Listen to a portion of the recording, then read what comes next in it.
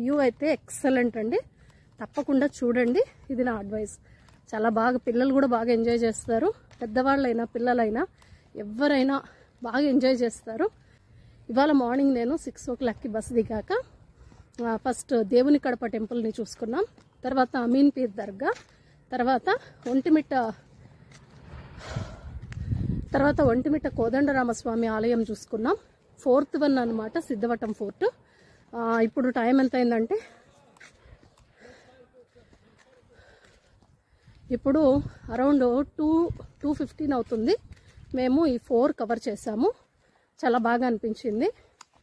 Next ఇక్కడి నుంచి బ్రహ్మంగారి మఠం చేరుకోవాలి.